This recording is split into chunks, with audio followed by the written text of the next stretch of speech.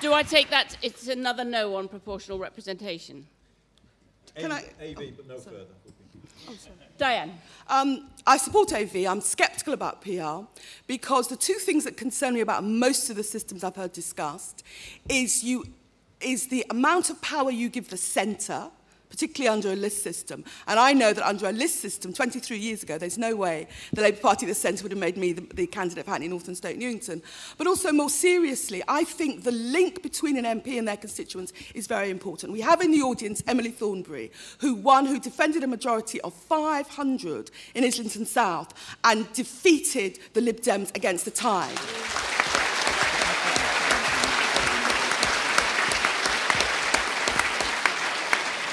Under PR, we could never have held that seat. It was the personal work, the personal commitment, and the personal relationship of Emily with her constituents which made the difference. And I'm very loath to support a system which would end that sort of link.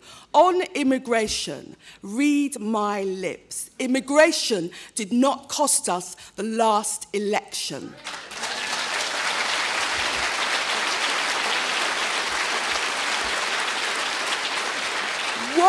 What cost us the last election was partly the disillusionment and disaffectment of working class people in black and white. They felt the Labour Party no longer spoke for them, it spoke at them. They were concerned, particularly in London and other great cities, about housing, about affordable housing, about low wages, about job insecurity. And we as a Labour movement should not be singing the old song that it is Eastern European immigrants that cost you your job, Jamaican immigrants that cost you your jobs, Irish immigrants that cost you your jobs. We should be addressing, as we always have done, the very real concerns and issues of ordinary people. If we go down the road of trying to outbid the Tories on immigration, it leads nowhere in policy terms, and it means abandoning the values that we have always stood for as a party.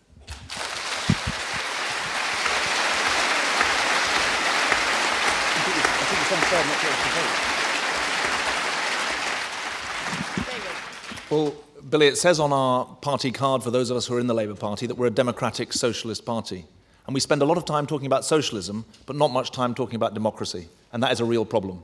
Because the distribution of power is not just a means, it's an end in itself as well. So in answer to your question, I support AV for the House of Commons and proportional representation for the House of Lords. Because I want to see a strong government. I want to see a strong government with a strong legislature that's able to check it. But I think your point is actually deeper than that, and I want to focus my remarks on our political system as a whole. We have one of the most centralised political systems in the world, in significant part because the New Labour political revolution stopped after it had done Scotland, Wales, London, and to some extent Northern Ireland. And the devolution of power into the cities and towns of England is an absolutely pressing priority, not just the town halls, but actually down into communities. I want to say something else, though, because the culture of politics matters, and there are two parts of it. One is about opening up our politics.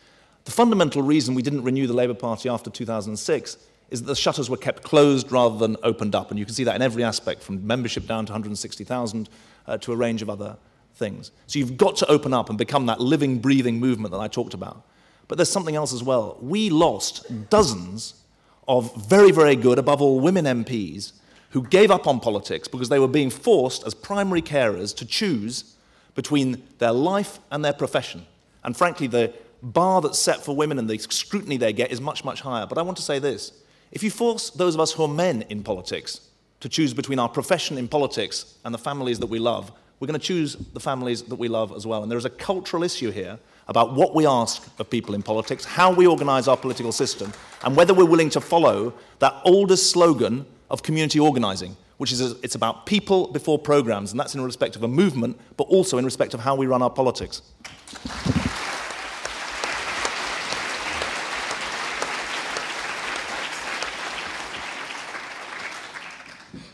I will take a question from, it's very difficult to choose, isn't it? I will take a question from man in the middle there. Or I'll take a woman next, yes. Young people have faced the brunt of the problems from this recession. What are you going to campaign for to help young people out of work? Thank you. Young people and unemployment. Ed, you start this one. Well, in 1997, we came into government. We came in with a £5 billion windfall tax on the privatised utilities in order to pay for a jobs programme, because we wanted to end the blight of youth unemployment which had scarred our country in the 1980s. The first thing this Tory Liberal coalition do when they come into government is to abolish the youth jobs programme. I went to a sure start in my constituency in Stanley during the election, met a receptionist there while visiting, and she said, by the way, she said, I'm on the Youth Jobs Fund.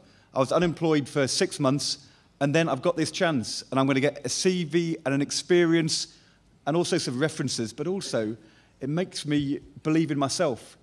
The Tories and the Liberals are taking that away. We've got a campaign like mad to stop them taking us back to the 1980s, to mass youth unemployment, which, unless government is there acting on the side of young people, will inevitably what follows from the deflationary cuts we're going to see in the coming months from this Tory Liberal government.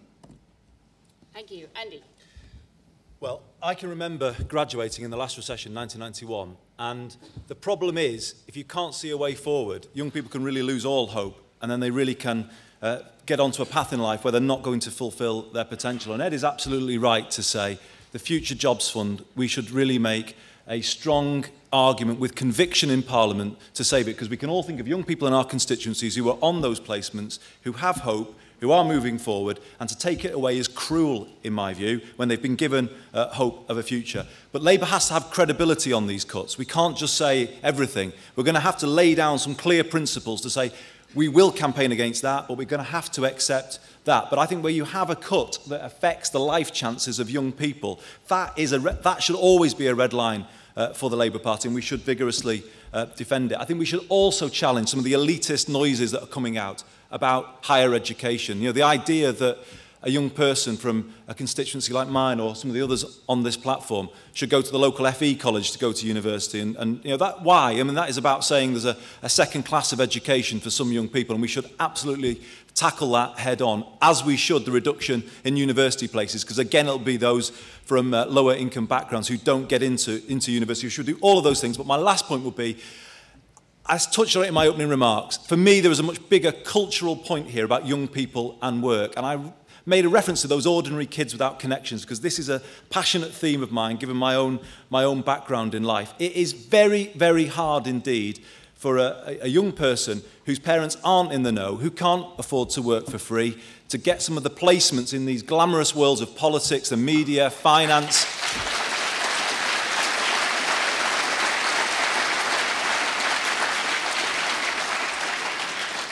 For them, it's a million miles away, and they just can't break into those worlds, and that perpetuates inequality in society, where a self-selecting world keeps offering the jobs to those that it knows. So I would say let's have a much bigger look at access to the professions, and all work experience, all internships, all placements, in my view, should be advertised by law so that they can be accessed by any young person in the entire country.